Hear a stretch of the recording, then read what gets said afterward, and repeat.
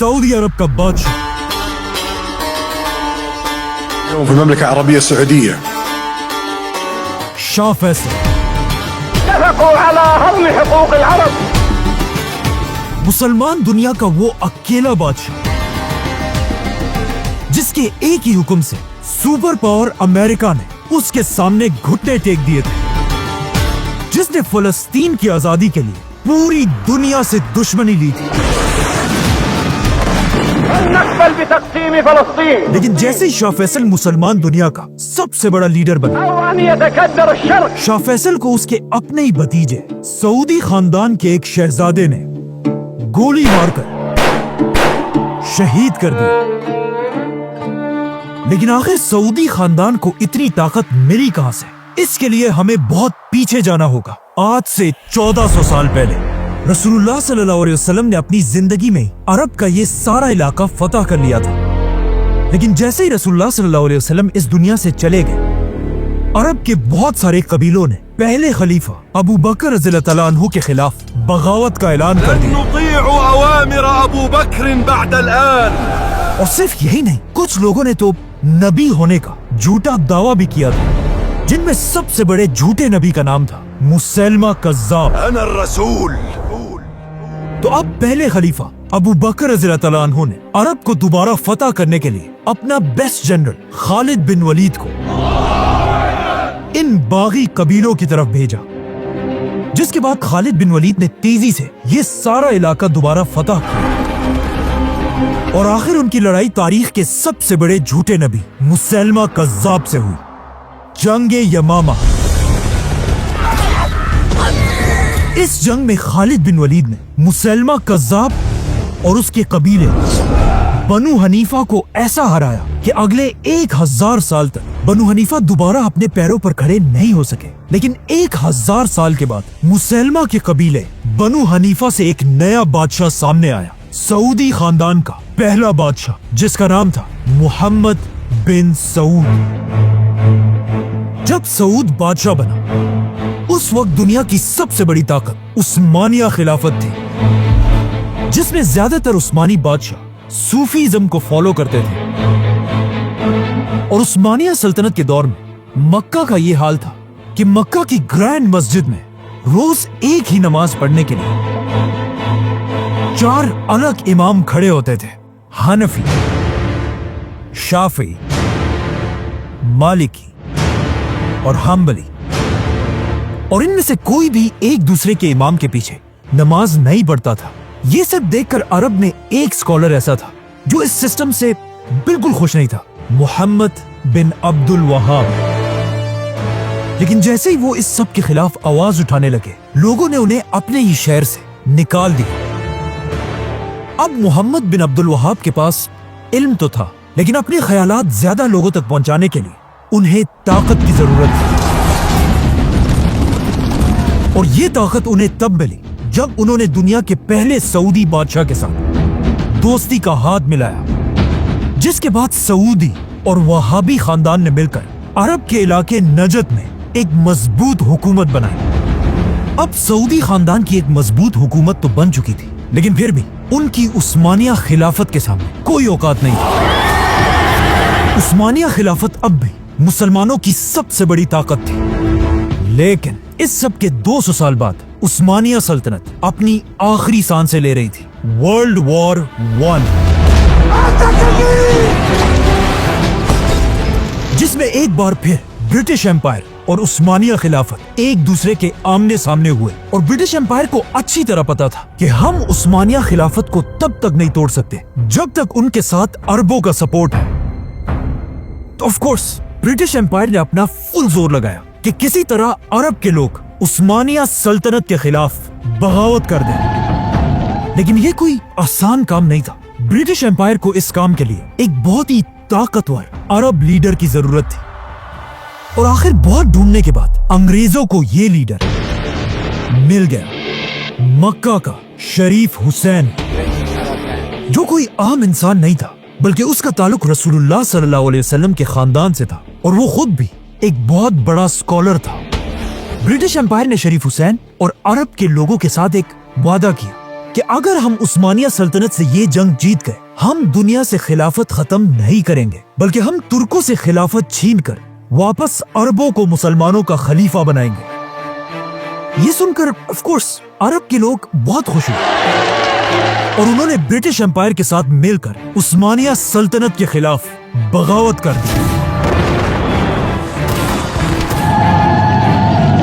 اور آخر عربوں کی ہی اس بغاوت کی وجہ سے خلافت عثمانیہ جو پہلے اتنے بڑے علاقے پر پھیلی ہوئی تھی اب صرف اتنی سی رہ گئی۔ تو اب ویٹ، مشن تو پورا ہو چکا تھا، مطلب برٹش امپائر کو اب خلافت شریف حسین کو دے دینی چاہیے تھی، لیکن برٹش امپائر نے کہا نہیں، اور انہوں نے شریف حسین کے سامنے ایک بہت ہی خطرناک شرط رکھی کہ ہم تمہیں مسلمانوں کا خلیفہ تو بنا دیں گے لیکن تمہیں فلسطین کو یہودیوں کے حوالے کرنا ہوگا۔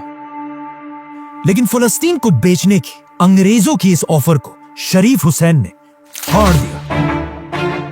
برٹش امپائر کو یہ دیکھ کر شریف حسین پر بہت غصہ ہے کہ ہمارے اس پپٹ کی اتنی ہمت کہ وہ ہمیں آنکھیں دکھائی، لیکن شریف حسین نے فلسطین یہودیوں کے حوالے نہیں کی۔ یہ دیکھ کر برٹش امپائر نے اپنا سارا سپورٹ شریف حسین سے ہٹا دیا، جس کے بعد ایک ایسی عجیب سچویشن بنی کہ پوری دنیا میں عربوں کا کوئی بھی بڑا لیڈر نہیں تھا، اور یہ سب دیکھ کر اس موقع کا سب سے بڑا فائدہ ایک جوان عرب لیڈر نے اٹھایا، سعود خاندان کا کنگ عبدالعزیز۔ اب عبدالعزیز شریف حسین سے بالکل اپوزٹ تھا، اسے کوئی پرواہ نہیں تھی کہ اگر دنیا سے خلافت ختم ہوتی ہے تو ہونے دو، اگر فلسطین یہودیوں کو ملتا ہے تو ملنے دو، اسے صرف عرب کا بادشاہ بننا تھا۔ اور انگریزوں کو بھی بالکل ایسے ہی ایک سیلفش مسلمان لیڈر کی ضرورت تھی جو صرف اپنا سوچے اور باقی مسلمانوں کی اسے کوئی پرواہ نہ ہو۔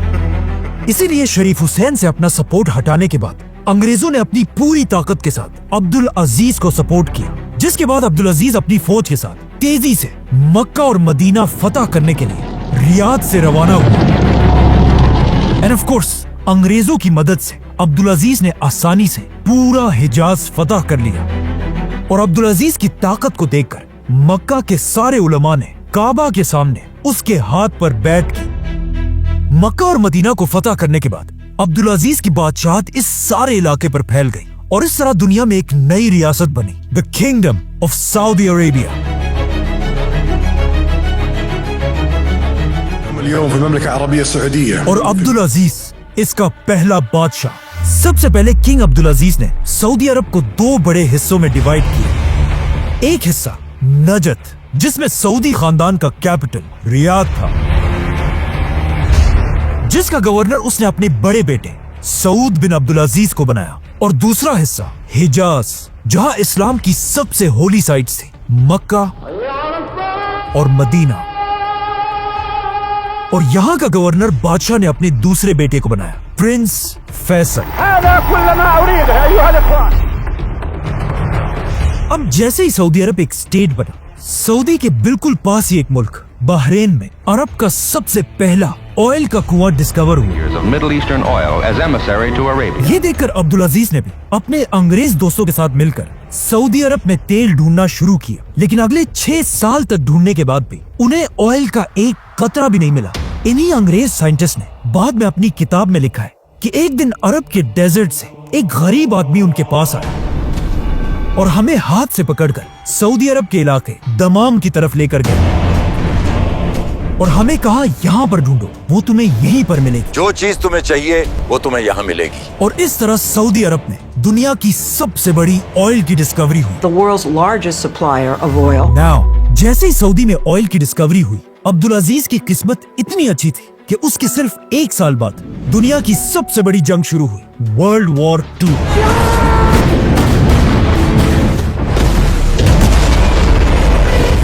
جس کی وجہ سے پوری دنیا کو آئل کی سخت ضرورت تھی۔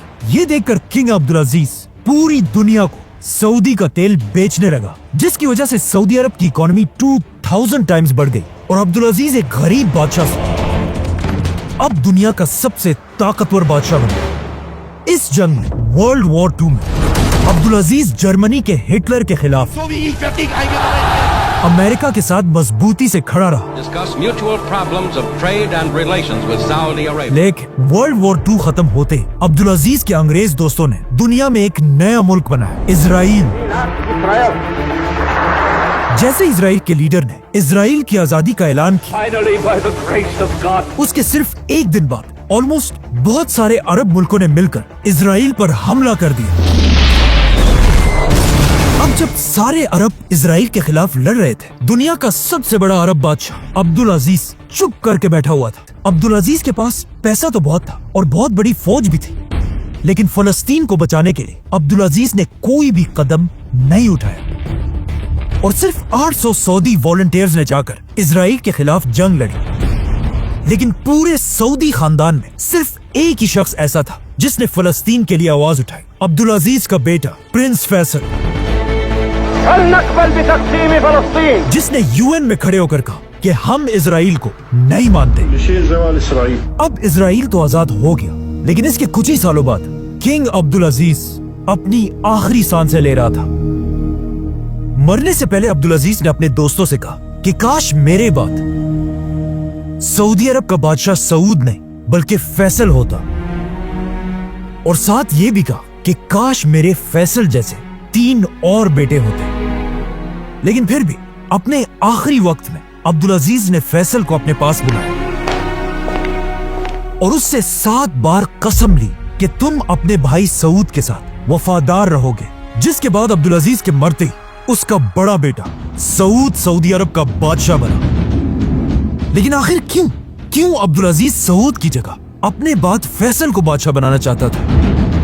क्योंकि उसे पता था कि उसका बड़ा बेटा सऊद एक बहुत ही अय्याश आदमी है। सऊद की 4 बीवियां और उसके हरम में 100 से ज्यादा लौंडियां थी और सऊद के टोटल 115 बच्चे थे और उसकी ये सारी फैमिली उसके 24 लग्जरी पैलेसेस में रहती थी।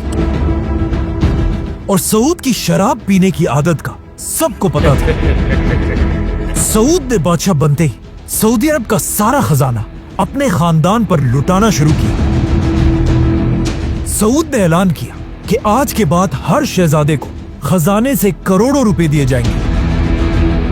और सिर्फ यही नहीं, सऊद ने कर्जे ले लेकर सारे रॉयल शहजादों के लिए $1 बिलियन के पैलेसेस बनाने का हुक्म दिया, जिससे सऊदी अरब पर कर्जा डबल नहीं बल्कि ट्रिपल से भी बढ़ गया। अब जब सऊदी अरब का सारा पैसा अपनी अय्याशियों पर उड़ा रहा था, उसके खानदान में सिर्फ एक शख्स ऐसा था जो उसे बार बार इस सब से रोक रहा था, सऊद का भाई शाह फैसल। लेकिन सऊद ने शाह फैसल की बातें नहीं मानी, क्योंकि उसे पता था कि हम जितना भी कर्जा लें हमें कोई फर्क नहीं पड़ता।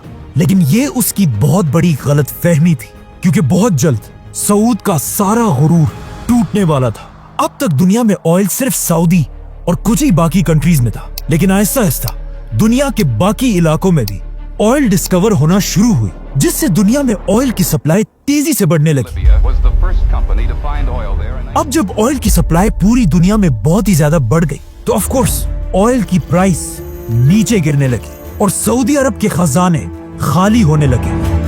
अब सऊद फंस चुका था, क्योंकि उसने कर्जे बहुत ज्यादा ले लिए थे और उन्हें वापस करने के लिए सऊद के पास पैसे नहीं थे। लेकिन इस सब के बाद भी सऊद अपनी अय्याशी की जिंदगी गुजारता रहा। ये देखकर सऊद को उसके भाई फैसल ने बहुत समझाया कि तुम्हारी इन अय्याशियों से ये मुल्क तबाह हो जाएगा, लेकिन सऊद ने फैसल की बात नहीं मानी। आखिर फैसल ने गुस्से में आकर अपनी प्राइम मिनिस्टर की पोस्ट से रिजाइन कर दी और सऊदी अरब छोड़कर चला गया। फैसल के जाने के बाद सऊदी अरब के हालात और भी ज्यादा खराब हो गए और सिर्फ 2 सालों में सऊदी अरब तारीख में पहली बार बैंकरप्ट होने के बिल्कुल करीब खड़ा था। ये सब देखकर सबको समझ आ गई कि अब सऊदी अरब को तबाह होने से सिर्फ एक ही आदमी बचा सकता है, शहजादा फैसल। ये देखकर सऊदी खानदान और वहाबी खानदान ने मिलकर फैसल के सामने हाथ जोड़े कि आप प्लीज अपने भाई सऊद को हटाकर खुद सऊदी अरब के बादशाह बन जाएं, वरना ये मुल्क तबाह हो जाएगा। अब आप ही हमारी मदद कर सकते। लेकिन फैसल ने कहा नहीं, मैं ऐसा नहीं कर सकता, क्योंकि फैसल को वो दिन याद था जब उसने अपने बाप अब्दुल अजीज के सामने कसम खाई थी कि वो हमेशा सऊद के साथ वफादार रहेगा। इसीलिए फैसल ने कहा कि नहीं, बादशाह सऊद ही रहेगा। मैं उसके अंडर प्राइम मिनिस्टर बनकर सऊदी अरब को बचाने की कोशिश करूंगा। सऊद ने फैसल की ये ऑफर एक्सेप्ट कर ली और सारी ताकत प्राइम मिनिस्टर फैसल के हवाले कर दी।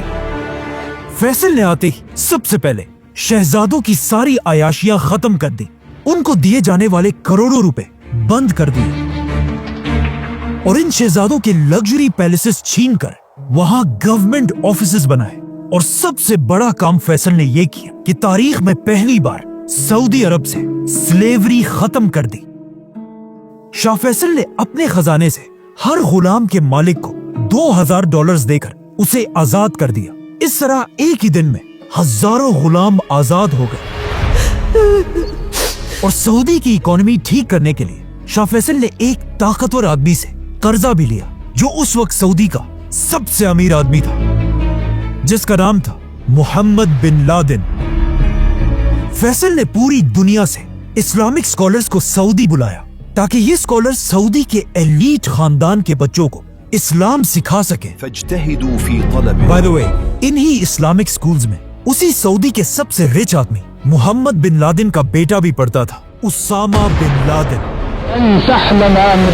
Give us Osama bin Laden, dead or alive. Faisal के इन जबरदस्त कामों से अब सऊदी अरब दोबारा मजबूत होने लगा, लेकिन पूरी दुनिया को अच्छी तरह पता था कि सऊद सिर्फ नाम का बादशाह है और सारी ताकत असल में फैसल के पास है। इस सब के दौरान किंग सऊद अमेरिका में आराम से बैठा हुआ था, लेकिन जब 1 साल के बाद वो वापस सऊदी आया और वापस आकर उम्रा करने के लिए गया, लेकिन उम्रा करने के दरमियान ही उसे समझ आ गई कि अब लोग उसे वो इज्जत नहीं दे रहे जो एक बादशाह को मिलनी चाहिए, और उसे समझ आ गई कि अब लोग उसे बादशाह समझते ही नहीं। और यहाँ से सऊद आहिस्ता आहिस्ता अपने भाई फैसल से नफरत करने लगा। और सिर्फ यही नहीं, बल्कि उसके अयाश बेटे उसे फैसल के खिलाफ भड़काने लगे, क्योंकि फैसल ने आते ही इन सारे शहजादों की अयाशियां खत्म कर दी थी। तो अब सऊद और उसके बेटे मिलकर फैसल को हटाने की साजिश करने लगे। सऊद और उसके बेटे पैसे देकर लोगों को फैसल के खिलाफ करने लगे, जिसका फैसल को अच्छी तरह पता था, लेकिन फैसल ने बादशाह के खिलाफ कोई कदम नहीं उठाया। असल मसला तब बना जब सऊद ने फैसल की तरफ एक लेटर भेजा जिसमें लिखा था, फैसल, तुम अपनी औकात में रहो और याद रखो कि बादशाह मैं हूँ, और मैं तुम्हें हुक्म देता हूँ कि मेरे 2 बेटों को सऊदी अरब के टॉप मिनिस्टर्स बनाओ, वरना मैं अपनी रॉयल फौज भेजकर तुम्हें गिरफ्तार कर लूंगा। जैसे ही फैसल ने बादशाह का ये खत पढ़ा, उसने ये खत अपने भाई को दिया, जिसने सीधा जाकर बादशाह के मुंह पर ये खत फाड़ दिया। अपनी ये बेइज्जती देखकर बादशाह को बहुत गुस्सा आया और उसने फौरन अपनी रॉयल फौज फैसल को गिरफ्तार करने के लिए उसके महल की तरफ भेजी। बादशाह की रॉयल फौज ने जाकर फैसल के महल को हर तरफ से घेर लिया, लेकिन फनी बात यह कि फैसल के पास इतनी ताकत थी और उसका इतना रोब था कि जैसे ही फैसल अपने महल से बाहर निकला, बादशाह की फौज की काम पे टांगने लगे और उन्होंने फैसल को देखकर उसे गलती से सलूट कर दिया, जिसे देखकर फैसल इन गार्ड्स पर हंसने लगे। लेकिन फिर भी ये गार्ड्स फैसल को गिरफ्तार करने के लिए खड़े रहे। यहाँ तक कि कहा जाता है कि बादशाह ने फैसल को मारने की कोशिश भी की। ये सब देखकर आखिर फैसल ने अपने बाप से की हुई कसम तोड़ दी और कहा अब और बस है। सऊद सारी हदें पार कर चुका है। अब सऊद के पास तो सिर्फ थोड़े से रॉयल गार्ड्स थे, लेकिन सऊदी अरब की पूरी फौज फैसल को अपना लीडर मानती थी। तो सबसे पहले फैसल ने हुक्म दिया कि सारे पैलेसेस से हमारी औरतों और बच्चों को निकाल दिया जाए, क्योंकि अब फैसला तलवार से होगा। फैसल के एक ही इशारे से पूरी सऊदी फौज तेजी से बादशाह के महल की तरफ बढ़ने लगी और बादशाह के महल को हर तरफ से घेर लिया। अब फैसल और सऊद एक स्टैंड ऑफ में खड़े थे, लेकिन फैसल की फौज बादशाह से बहुत ज्यादा थी, इसीलिए बादशाह अपनी फौज को लेकर पीछे हट गया और हालात इतने बिगड़ चुके थे कि अब इन दोनों भाइयों फैसल और सऊद का फैसला करने के लिए सऊदी अरब का मुफ्ती आजम मक्का से कैपिटल की तरफ आया, जो वहाबी खानदान का लीडर था। सऊद ये देखकर हैरान रह गया कि उसका अपना खानदान और सऊदी अरब के सारे उलमा बादशाह को छोड़कर फैसल के साथ खड़े थे। लेकिन क्यों, आखिर क्यों सब बादशाह को छोड़कर फैसल के साथ खड़े थे? इसकी दो बड़ी रीजंस है। एक तो फैसल ऑफ कोर्स एक बहुत ही ज़हीन और जबरदस्त लीडर था, लेकिन इसकी एक और भी इम्पोर्टेंट वजह थी। इस सब से 200 साल पहले अरब के दो बड़े खानदान सऊद और वहाबी खानदान ने मिलकर पहली सऊदी रियासत बनाई थी, और आज तक यही दो खानदान सऊदी अरब के सबसे पावरफुल खानदान थे। और फैसल ऐसा अकेला आदमी था जो इन दोनों खानदानों का शहजादा था, क्योंकि फैसल का बाप अब्दुल अजीज सऊद खानदान से था और उसकी माँ तरफा मोहम्मद बिन अब्दुल वहाब के खानदान से थी। इसीलिए अब दोनों खानदानों ने मिलकर बादशाह सऊद के खिलाफ शहजादे फैसल को सपोर्ट किया। आखिर ये सब देखकर फाइनली सऊद अपने तख्त से हट गया और शहजादा फैसल सऊदी अरब का नया बादशाह बना। King Faisal, a desert warrior. أن يتكدر الشرق और बादशाह बनते ही फैसल ने अपनी पहली स्पीच की ونحن حينما نصارع और कहा कि ए लोगों, मुझे अपना बादशाह नहीं बल्कि अपना दोस्त और नौकर समझो, ونحن أيها الإخوة क्योंकि तुम्हारा बादशाह मैं नहीं बल्कि इस पूरी कायनात का सिर्फ एक ही बादशाह है, और मेरा ये तख्त कोई तख्त नहीं, तख्त भी सिर्फ अल्लाह का ही है। अब फैसल बादशाह तो सऊदी अरब के उलमा के सपोर्ट से बना था, लेकिन बादशाह बनते ही शाह फैसल ने कुछ ऐसे काम किए जिससे उलमा फैसल के खिलाफ होने लगे। फैसल ने बादशाह बनते ही लड़कियों के स्कूल्स, यूनिवर्सिटीज और इवन सऊदी अरब का पहला टीवी चैनल भी खोला, जिसमें मेल एंकर्स तो थे ही, साथ ही एक फीमेल एंकर भी थी। लेकिन सऊदी अरब के उलमा ये सब बर्दाश्त नहीं कर सकते थे। यहाँ तक कि एक दिन एक यूनिवर्सिटी के प्रोफेसर ने सऊदी न्यूज़पेपर में एक आर्टिकल लिखा जो एक बहुत ही सिंपल सी बात थी कि जमीन हमेशा सूरज के गिर्द घूमती है, सूरज जमीन के गिर्द नहीं। ये न्यूज़पेपर पूरे सऊदी अरब में फैल गया, लेकिन जब इस आर्टिकल का सऊदी अरब के बड़े मुफ्ती शेख बिन बाज को पता चला तो उन्होंने ऐलान किया कि ये सब बिल्कुल झूठ है, और फिर खुद न्यूज़पेपर में आर्टिकल लिखा कि जमीन सूरज के गिर्द नहीं बल्कि सूरज जमीन के गिर्द घूमता है। जमीन तो साकिन है बेटा। शेख बिन बाज का ये आर्टिकल सिर्फ सऊदी में नहीं बल्कि पूरी दुनिया में फैल गया, जिसके बाद पूरी दुनिया में लोग सऊदी अरेबिया और उसके उलमा पर हंसने लगे, और इसी के साथ शाह फैसल का भी मजाक उड़ने लगा। जैसे ही फैसल को ये बात पता चली, उसने हुक्म दिया कि जिन न्यूज़पेपर्स में ये बात छपी है उन सारों को जमा करके आग लगा दी जाए, जिससे सऊदी उलमा और भी ज्यादा फैसल के खिलाफ खड़े होने लगे। बाय द वे, इस सब के 20 साल बाद एक सऊदी शहजादा पहली बार स्पेस गया, और वहां उसने खुद अपनी आंखों से दुनिया को घूमते हुए देखा, और वापस आकर उसने ये बात मुफ्ती आजम को बताई, जिसके बाद शेख बिन बाज ने अपनी गलती एक्सेप्ट की और उस पर सबसे माफी मांगी। इन शॉर्ट, उस जमाने के सऊदी उलमा इतना सख्त थे कि उन्होंने इवन वनीला आइसक्रीम को भी हराम कह दिया था। लेकिन आखिर सऊदी उलमा और फैसल की जंग तब शुरू हुई जब उसने सऊदी का पहला टीवी चैनल बनाया। एंड ऑफ कोर्स सऊदी उलमा तो टीवी को हराम समझते थे, तो वो हर तरफ टीवी के खिलाफ प्रोटेस्ट करने लगे। यहाँ तक कि एक शहजादे ने जाकर फैसल के टीवी स्टेशन पर हमला कर दिया और वहां पुलिस ऑफिसर्स पर फायरिंग करने लगा। इसी फायरिंग के दौरान एक पुलिस ऑफिसर ने अपने आप को बचाने के लिए इस सऊद खानदान के शहजादे को गोली मार दी और वो मर गया, जो एक बहुत ही खतरनाक बात थी। इस शहजादे का बाप सीधा अपने भाई बादशाह फैसल के पास गया और उसे कहा, ये पुलिस वाला मेरे हवाले करो ताकि मैं इसका सर काट दूं। लेकिन फैसल ने कहा, नहीं, पुलिस वाला तो बस अपनी ड्यूटी कर रहा था, गलती तुम्हारे बेटे ने की थी, और जब तक मैं सऊदी का बादशाह हूं, जो भी कानून तोड़ेगा, चाहे वो शहजादा हो या कोई आम आदमी, उसे सजा मिलकर रहेगी। मतलब अब फैसल ने एक आम पुलिस वाले को बचाने के लिए अपने ही खानदान सऊद खानदान के साथ दुश्मनी ली थी। इस शहजादे की मौत को याद रखें, क्योंकि इसी शहजादे की मौत की वजह से आगे जाकर शाह फैसल को भी शहीद किया गया था।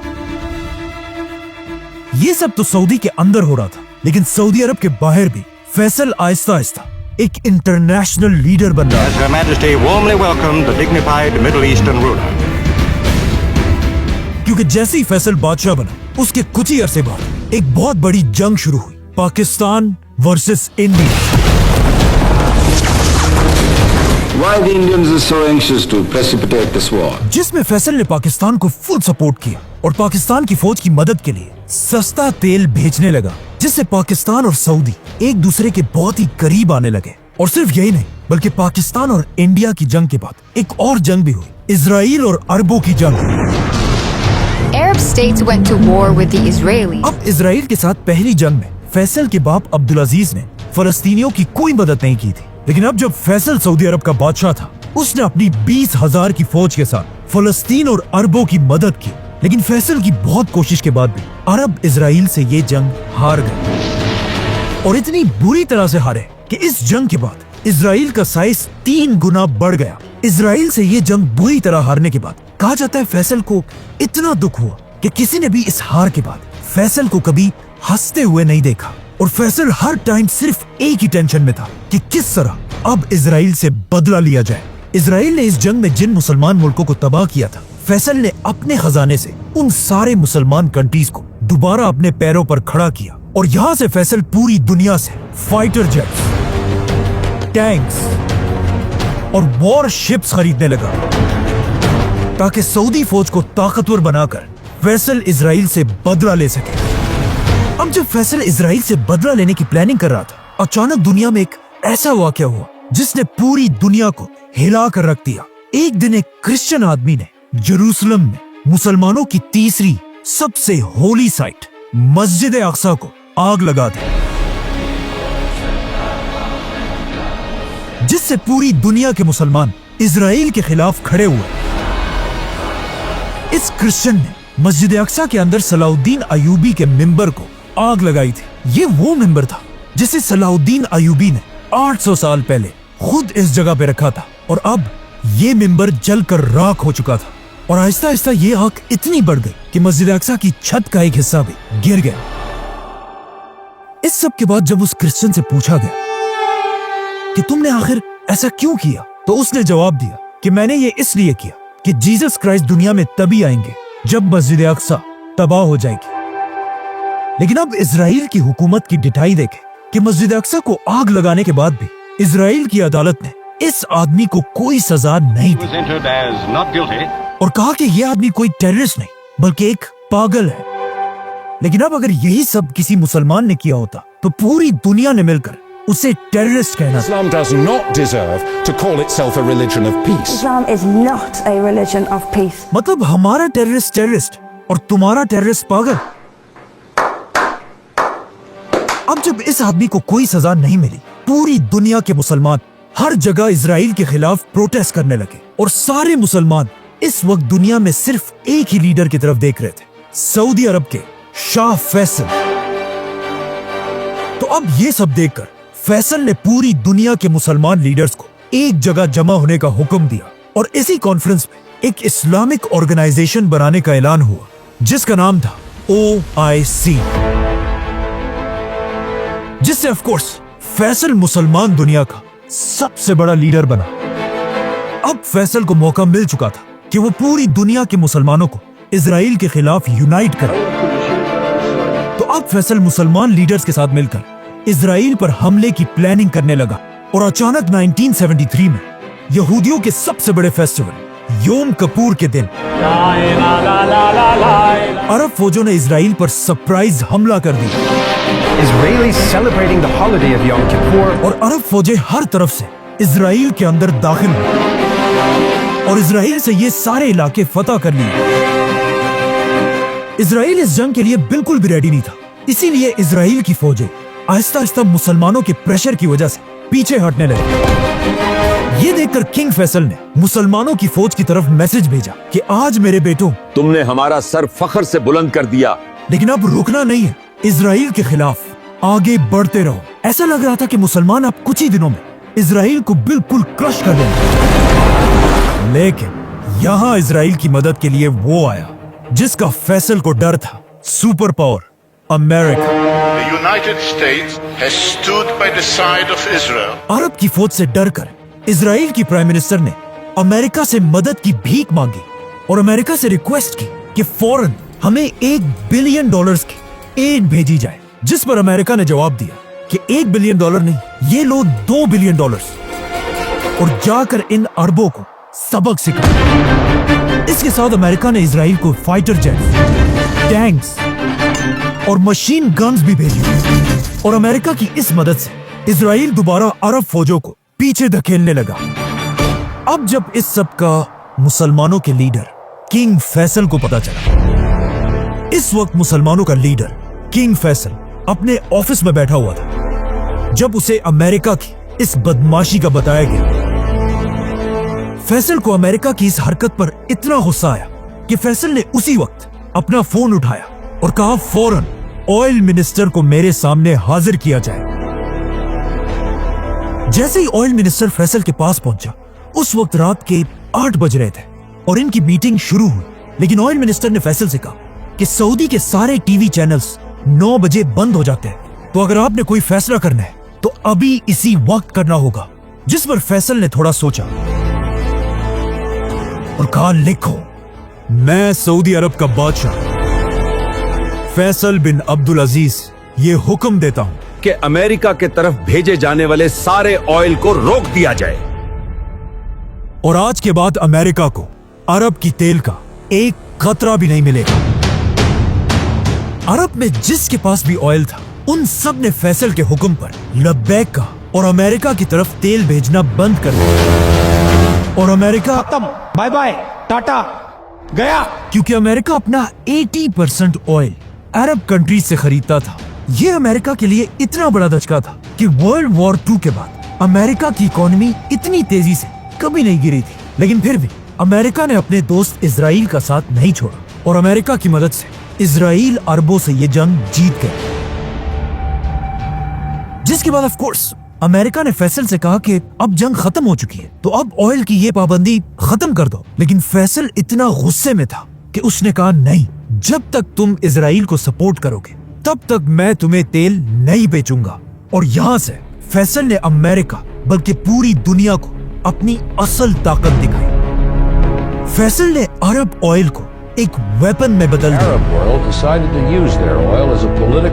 जिससे अमेरिका की इकोनॉमी बिल्कुल टूट गई। अमेरिका में लोगों के पास गाड़ियां चलाने के लिए भी तेल नहीं था, बल्कि पेट्रोल स्टेशंस में बड़ा बड़ा लिखा होता था कि तेल को छोड़ो, गॉड को याद करो। और अमेरिका जैसी सुपर पावर कंट्री में पहली बार लोड शेडिंग और ब्लैकआउट्स होने लगे और लोग दोबारा कैंडल्स और लकड़ियां जलाने लगे। अमेरिका में 5 लाख लोगों की जॉब्स चली गई।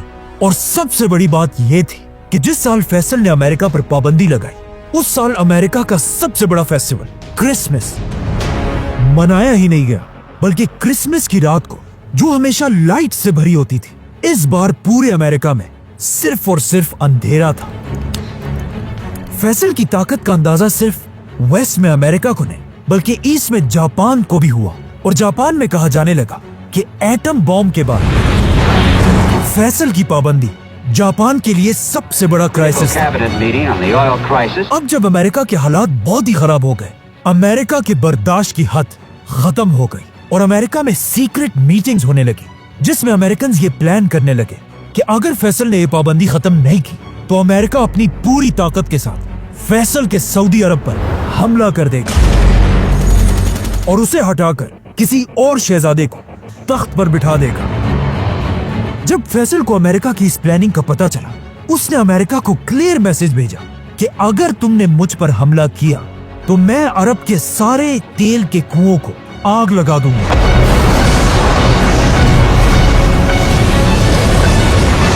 जिससे तुम्हारा अमेरिका तबाह हो जाएगा। ये सुनकर अमेरिका ने फैसल से कहा कि अगर तुम ऐसा करोगे तो तुम्हारा क्या होगा। जिस पर फैसल ने कहा कि हम तो हमेशा से डेजर्ट के गरीब लोग थे, हम पहले भी ऊंटों और खजूरों से गुजारा करते थे और अब भी दोबारा वही करेंगे, लेकिन तुम लोग तेल के बगैर जिंदा भी नहीं रह सकोगे।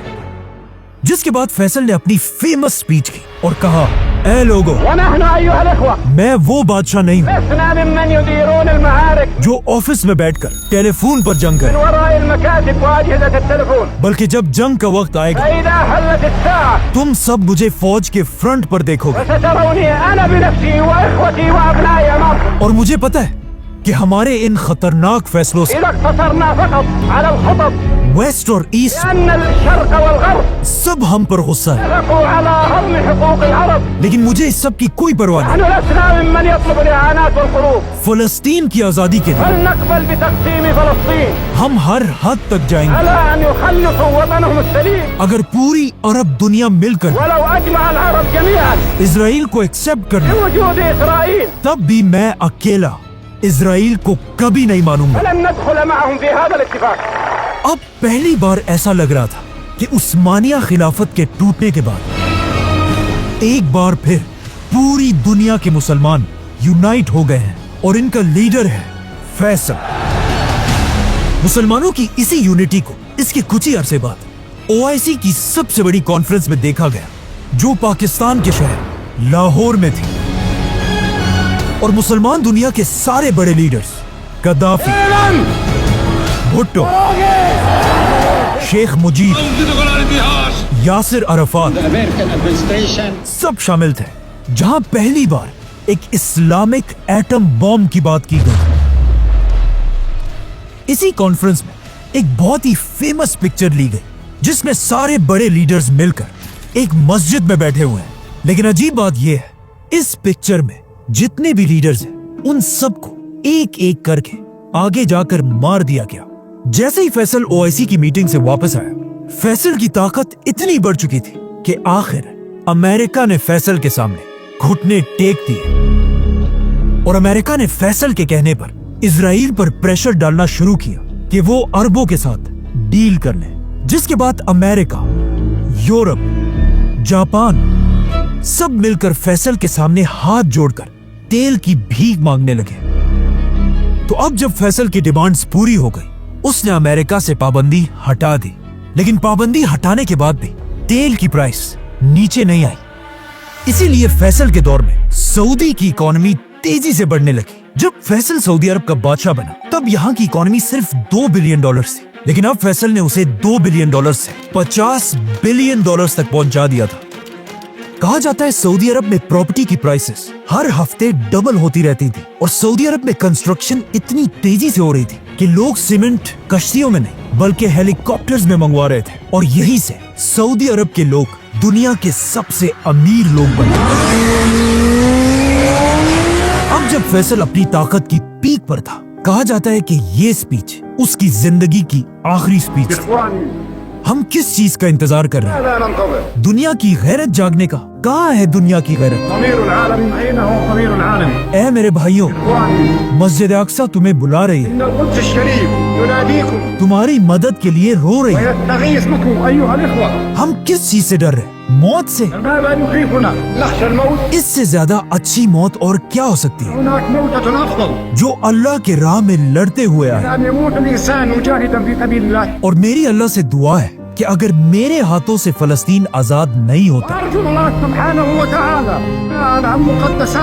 तो मुझे इस दुनिया में एक लम्हे के लिए भी जिंदा ना रखे. और ए अल्लाह, मुझे शहादत की मौत दे. और इसके कुछ ही अरसे बाद जब फैसल एक मजलिस में बैठा हुआ था, एक आदमी ने फैसल को गोली मार दी. लोग शाह फैसल को उठाकर हॉस्पिटल लेकर गए, जहां कहा जाता है फैसल के आखिरी अल्फाज ये थे कि मैं अपने कातिल को माफ करता हूँ.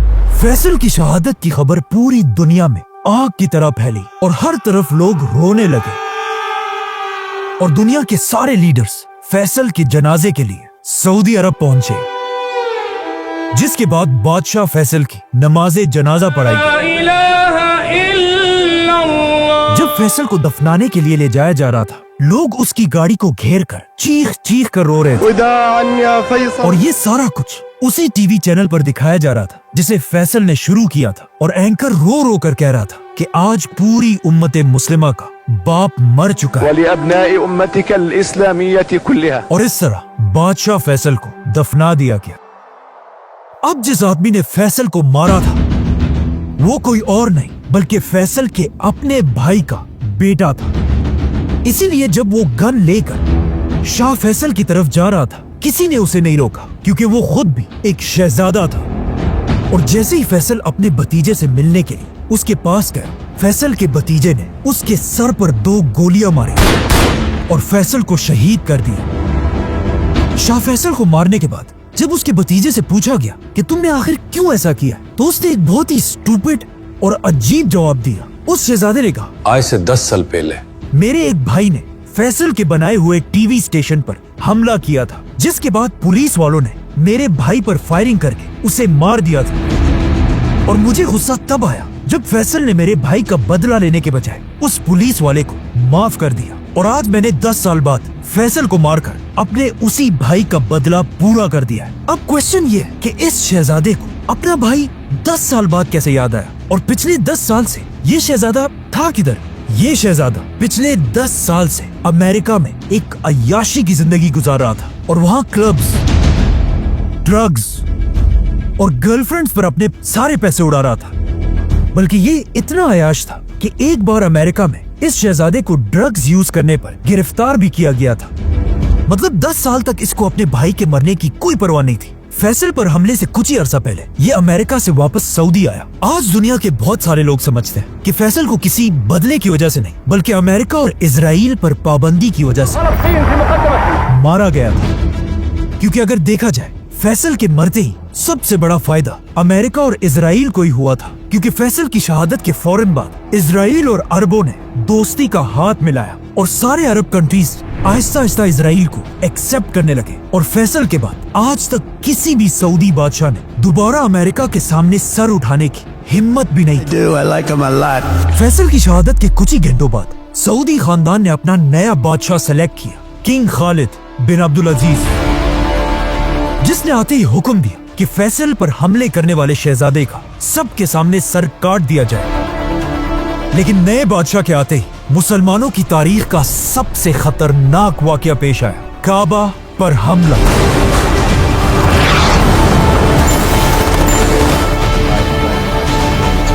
सब्सक्राइब